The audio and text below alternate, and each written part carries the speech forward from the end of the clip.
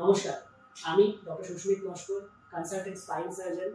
আজকে আপনার সাথে আমি ডিসকাস করব আমাদের মেরুদণ্ডের সমস্যার প্রচলিত কিছু মিথ নিয়ে, যেগুলো আমরা সবাই কম বেশি সমস্ত স্পাইন সার্জনরা পেশেন্টের থেকে শুনে থাকি। মিথ নাম্বার 1, আমার ঘাড়ে ব্যথা, আমার বালিশ ইউজ করা উচিত নয়। আমাকে অন্য ডাক্তারবাবুরা বলেছে বালিশ ইউজ করা যাবে না। আসলে এই ব্যাপারটা সত্য নয়।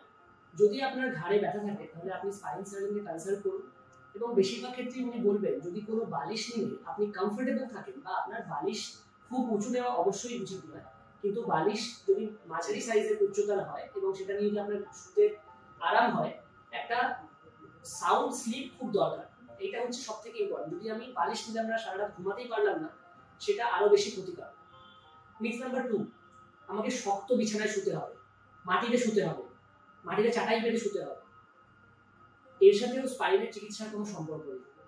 আপনার যদি স্পাইনের কোনো স্পেসিফিক সমস্যা হয়, সেটা স্পাইন সার্জনের দ্বারা ট্রিটমেন্ট প্রয়োজন, এবং যে বিছানাতে আপনার নর্মাল যে বিছানাতে ভালো ঘুম হয় সেই বিছানাতেই ঘুমানো উচিত। শক্ত বিছানায় শুলে স্পাইনের কোনো সমস্যা যদি থেকে থাকে সেটা ভালো হয়ে যাবে না। মিথ নাম্বার 3, আমার স্লিপ ডিস্ক হয়েছে, ট্র্যাকশন দিতে হবে, ট্র্যাকশন না দিলে ভালো হবে না।